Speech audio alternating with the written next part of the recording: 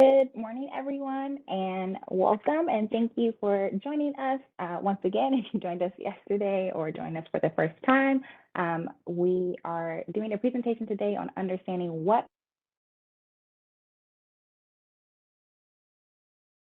float, and I am the Health and Wellness Coordinator here at Georgia State with the Department of Employee Development and Wellness Services, and I'm joined by my colleagues, Cheryl Johnson Rensall, Director of EDWS, and Ryan Smith, the Wellness Program Administrator.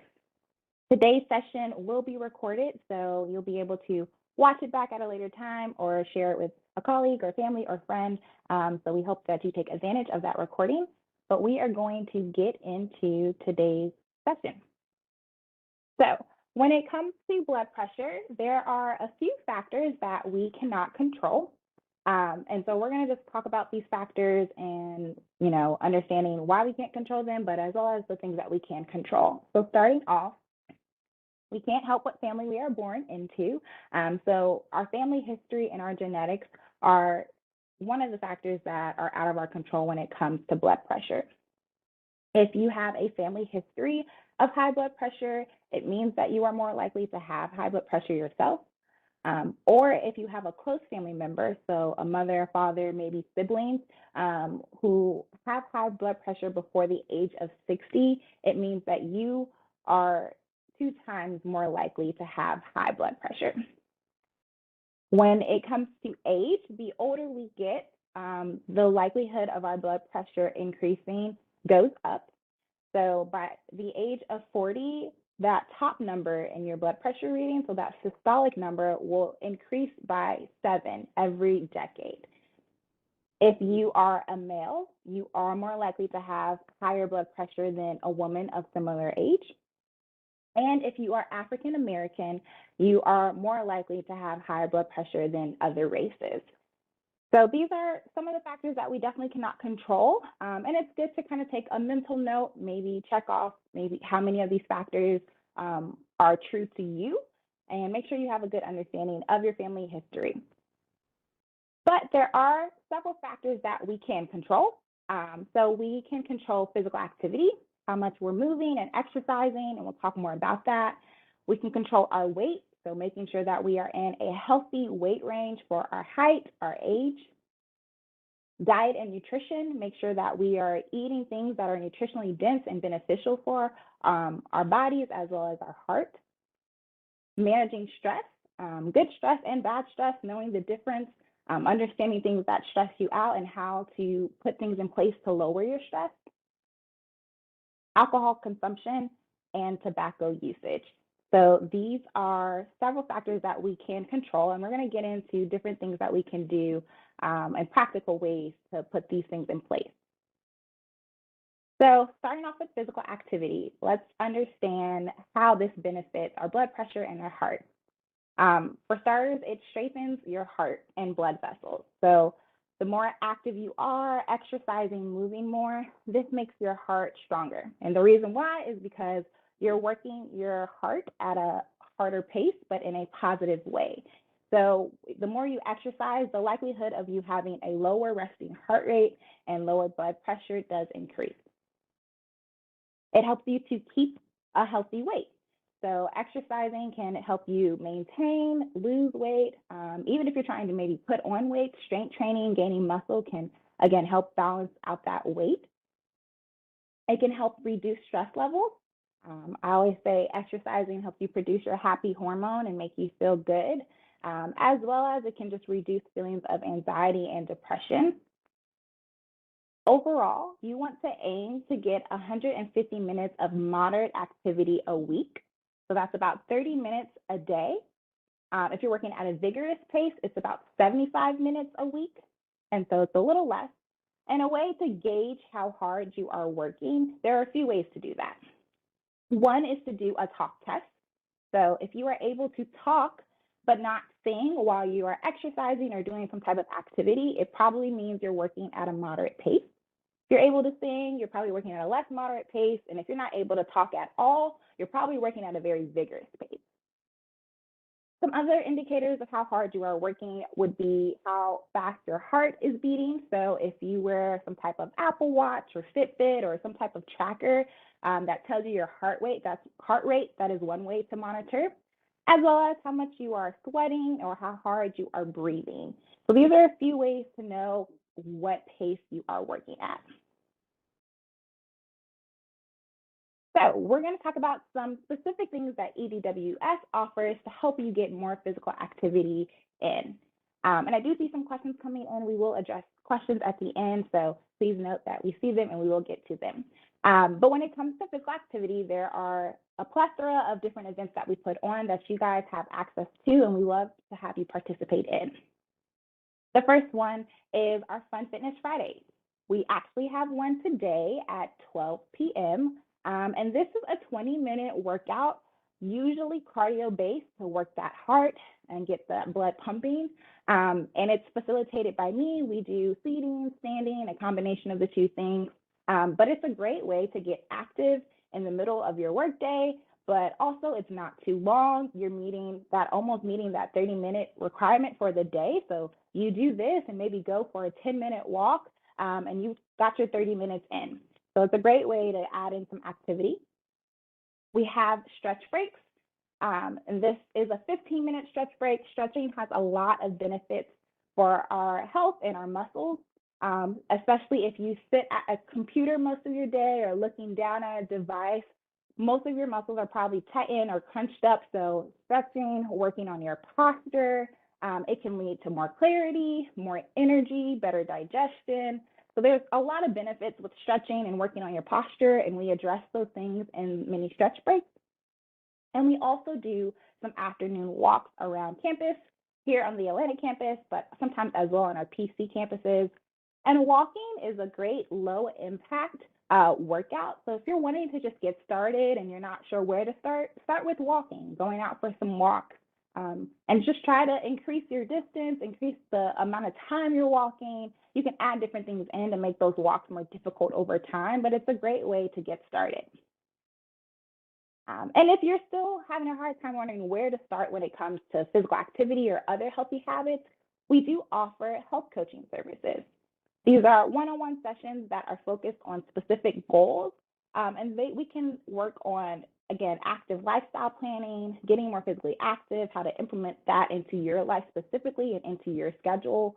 We can help you with dietary goal setting, stress management skills, or just developing other healthy habits. So if you're wanting some more guidance and just accountability in certain areas when it comes to wellness, we are here to assist you with that. Nutrition and diet are up next in terms of things that can help us lower our blood pressure. So I'm going to hand things over to Ryan Smith. Thank you, Tony, and good morning, everyone. So, like Tony mentioned, diet and nutrition is another significant factor in terms of things we can just do to help our blood pressure be at a healthier level. In fact, studies have shown that making changes to your diet can help drop your blood pressure by as much as 11 points, which is quite a lot, especially if we're combining it with some of the other things we're going to talk about today, like stress management and physical activity. So when we talk about diet and nutrition, there are a couple of key things that affect our blood pressure, and that's really what we're going to hone in on. The first is going to be limiting salt and sodium in the diet. And the reason I say salt and sodium is it's not just table salt that contributes to it, it's sodium in foods that are processed or may have sodium added to add flavor. So even if you're not using the salt shaker, there's still sodium in the foods that we consume. So limiting that can help us a lot. The second thing we can do is to eat more potassium-rich foods. And we'll talk all about what those foods are and some good sources of potassium that you can get into your diet. The third is to eat calcium-rich foods. And similarly, we'll talk about some good examples of calcium-rich foods and why potassium and calcium can actually help lower your blood pressure. And then the fourth is to eat more fruits, vegetables, and whole grains. And generally speaking, these 4 tips will really help you with any health-related thing if you're trying to improve your health through diet and nutrition. They're specific to hypertension, but they're good things to do overall. So moving into sodium, some things we can do first is to enjoy more fresh foods and to have a little bit less of those processed foods. So a fresh food might be something like a fruit, vegetable, something that's closer to its natural state. A processed food is something that usually comes in a package. They've added more ingredients to it. Those tend to have more salt and sodium in them to add flavor or to help them be on the shelf longer without expiring or going bad. So compare like a home cooked meal where you make things fresh compared to a fast food meal or like a frozen meal that you might get. That's going to be more processed. When you are shopping for things, though, you can look for words like low sodium or no salt added. So if you're doing something like a canned vegetable, choosing a low sodium version or a low sodium version of a sauce, like a condiment like soy sauce, for example, that can go a long way in reducing the salt that you're getting in your diet. So whenever we take salt in, our body likes to hold on to extra water to kind of balance it out a little bit. The extra water and the salt or sodium that's in our body makes our blood pressure go up. So that's where that relationship comes from. If you look at the nutrition label on the right side of the screen here, we can see where sodium is listed. And generally speaking, the things that I've highlighted in red, we want to get a little bit less of in our food. And the things that are highlighted in green, we want to get more of. So a little bit less sodium, less saturated fat and cholesterol. And we want to get more fiber, potassium, calcium, and those other vitamins and minerals. And the last bullet point I'll mention when we're talking about sodium is we still want to be able to add flavor to our food while reducing the amount of sodium we use. So salt-free seasonings and other flavors can go a long way to still make that food really flavorful and really pop whenever we're enjoying it. Mrs. Dash seasoning is a common seasoning people use that adds flavor without sodium. Lemon juice is a really good way to add, it's an acid and it adds a little bit of kind of a bright flavor and can cover up if you've reduced the sodium in a recipe. Things like Italian seasoning, red pepper flakes, and other salt-free seasonings are all great examples. So I mentioned potassium is something that if we eat more of it, it can actually help with our blood pressure. So the way that works is potassium can kind of help balance out the sodium levels in our body. Our body's working to keep these things in balance and it will excrete extra things whenever there's too much of one. A lot of us, though, don't get enough potassium, so it's hard to balance things out. So if you're trying to have a healthy blood pressure, this is a great way to do that. You can add in some of these foods. Generally speaking, good sources of potassium are fruits, vegetables, and then low-fat dairy products. So Greek yogurt is a great example, a baked potato, a banana, lima beans. There's a variety of fruits and vegetables that will help meet your potassium needs. And those percentages underneath there tell you what percentage of your daily goal it gets. So if you have a cup of low-fat yogurt, that's 11% of your daily potassium goal. So moving to the next slide and talking about calcium a little bit. Similar to potassium, having calcium can actually help your blood pressure be at a healthy level. And we can find calcium in dairy foods, so things like milk, things like yogurt. If you do not consume dairy products, either because of an intolerance or for ethical reasons or religious reasons, you can consume a non-dairy beverage like soy milk or fortified almond milk that will also help get you calcium. Leafy greens like kale are great sources of calcium as well. And then fortified orange juice, it has to be the fortified kind. You can see there's a blue label there that says calcium and vitamin D added. Fortified orange juice can be another good way to get it in if you're someone who just really doesn't enjoy dairy products or even the non-dairy products. That's another good source of calcium. And then here at EDWS, we've got several nutrition resources that I want to highlight. We do virtual cooking demonstrations where we can teach you how to make healthy meals. We do these every other week or twice a month. We'll actually have one coming up on May 12th that we'd love for you to attend. And those virtual cooking demonstrations, the recipes are always conscious of things like sodium and potassium, calories and fiber and other nutrients. We do offer one-on-one nutrition coaching. So I'm a registered dietitian and we can sit down and come up with a personalized plan for how we can improve your health through diet and nutrition. And then we also have a healthy recipe catalog where you can see simple and nutritious recipes that we've made before on the cooking demonstrations, all in one convenient place. So if you're looking for a new recipe, that's a great place to go. And then just one more plug for that catalog. There's a link here. And after the presentation today, we'll be sending out a copy of these slides along with a link to these resources, so you'll have convenient access to those. And with that being said, I will go ahead and turn things over to Cheryl Johnson-Ransaw, who will be talking to us about managing stress. Thank you, Ryan. Good morning, everyone. I hope all is well. We are happy to address this topic of understanding what affects the blood pressure. And you've heard from Tony and Ryan addressing physical activity and nutrition, and certainly stress is another major factor that is important for us to talk about. We know that one size doesn't fit all in terms of how we manage it, but the bottom line is when we're dealing with a lot of work-life situations that we can't control, and certainly there are factors even with respect to the blood pressure that we can't always control, we can certainly control how we react and respond to life situations. And that's what we want to touch on today.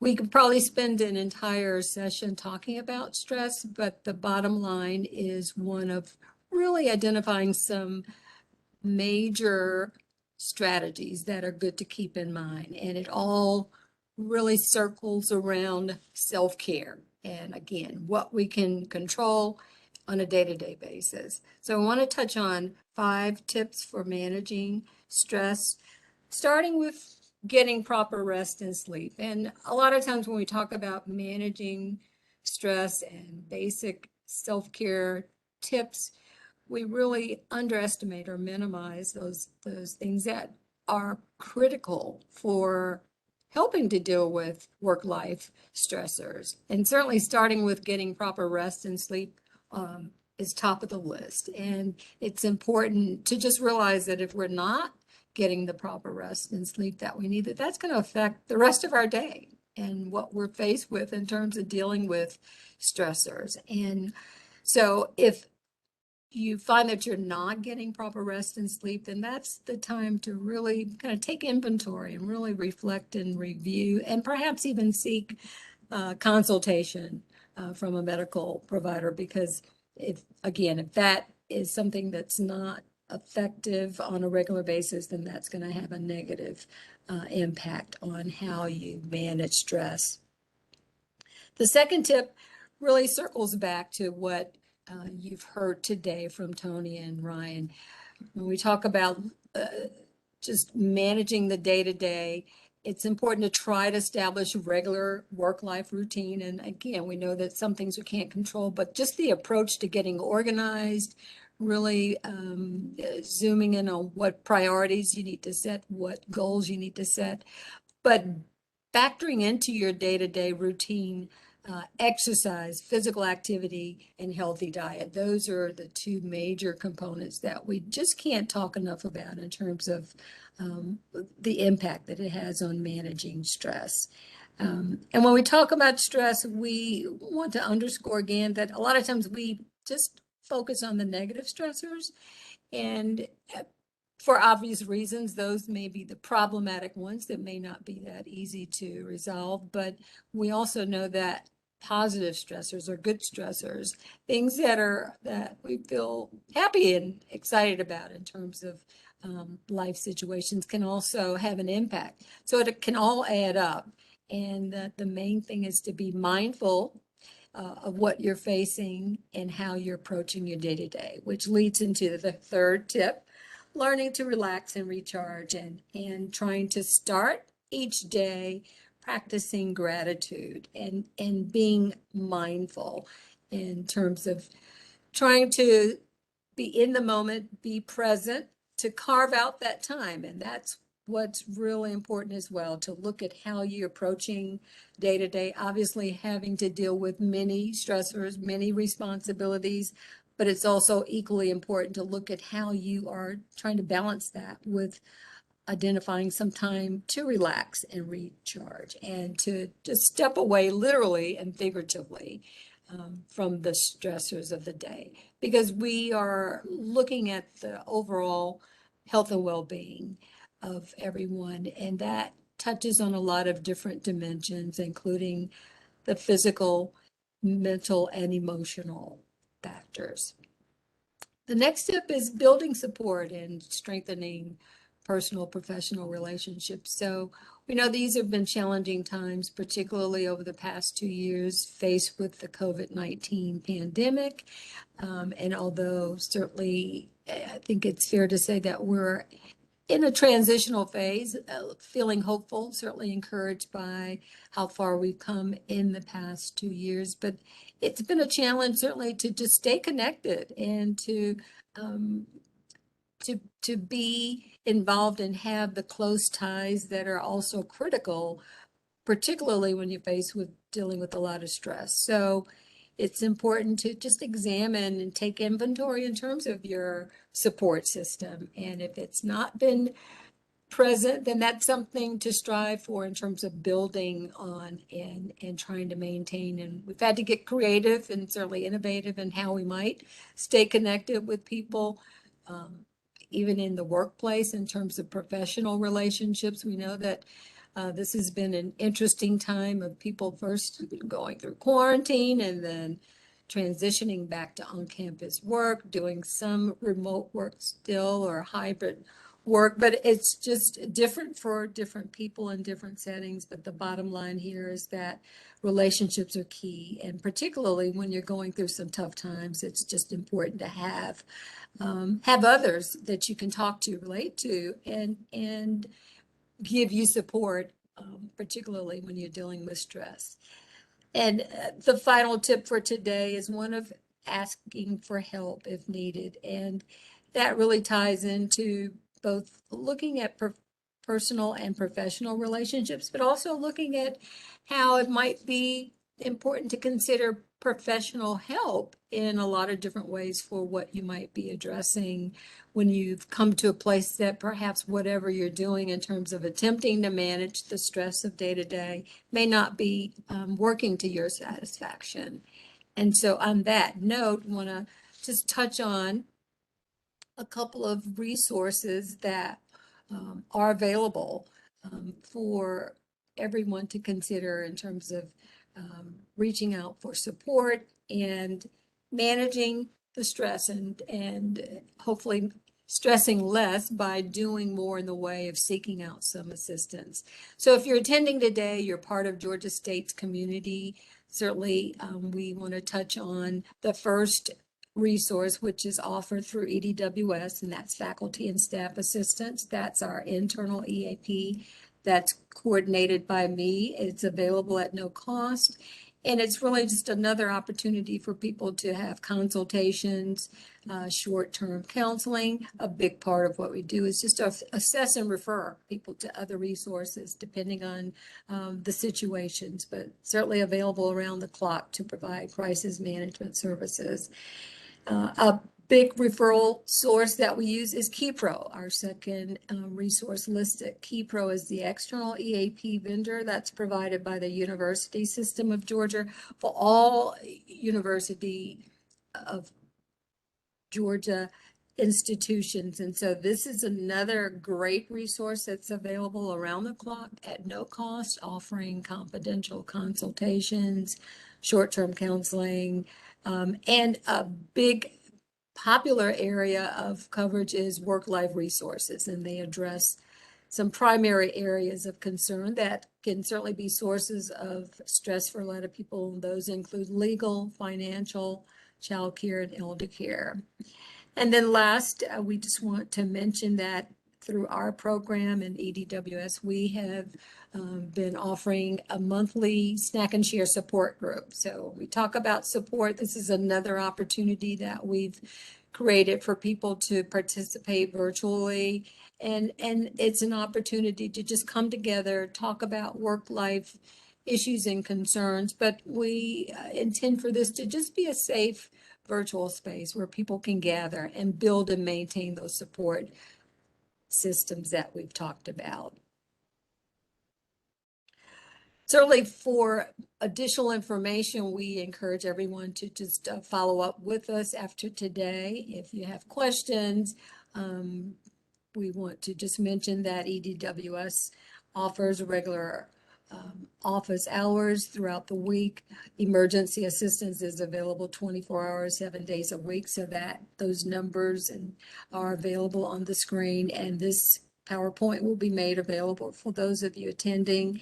And we certainly encourage you to visit our website for more information and to get some ideas about the kinds of offerings that are available on the calendar. And at this time, we are going to wrap up today's session on that note and pause to see if there are some questions or comments that we'd like to address. Yes, so I'm going to let Ryan address this first question. It's just a question on nutrition, and the question is, on some food labels, I've seen saturated fats listed, but no cholesterol. What is the relationship between saturated fat and cholesterol? Which one is more important to take note of? And thank you for asking that question. That is an excellent question.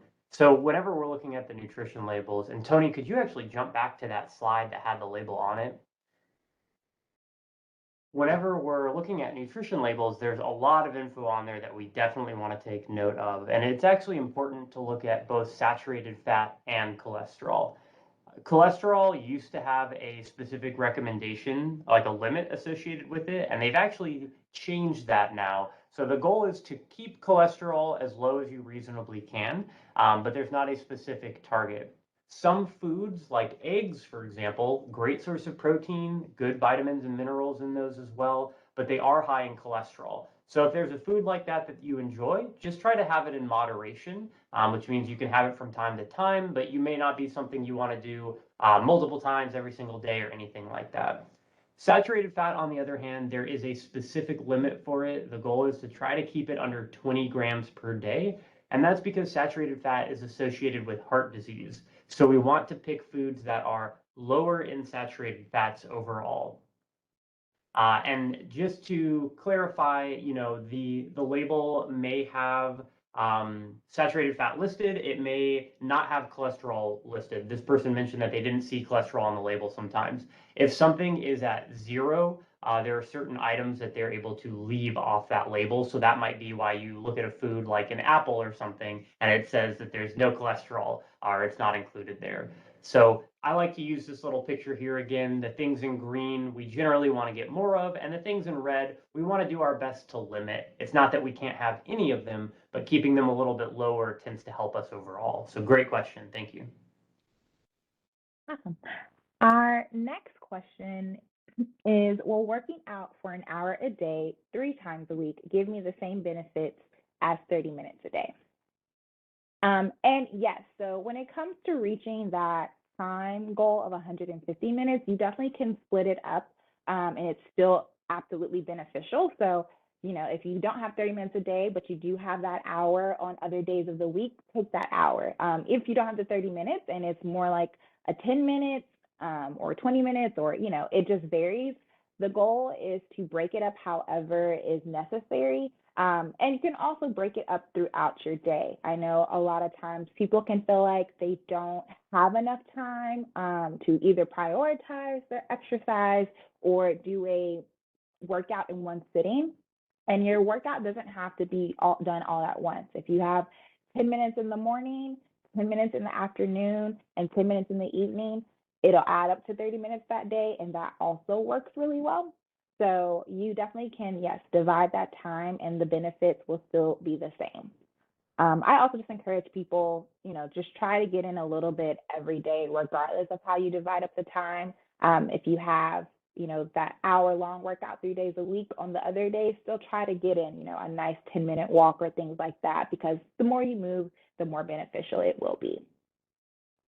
And our last question that I see is, will a copy of the presentation be sent out to you guys? And it will. A copy of today's PowerPoint will be sent out, as well as a recording. So if there are no other questions, we thank you guys so much for joining us. We hope you were able to learn a lot from today's presentation, and we hope to see you at some of our other events today or later on next week. Have a wonderful weekend and a happy Friday.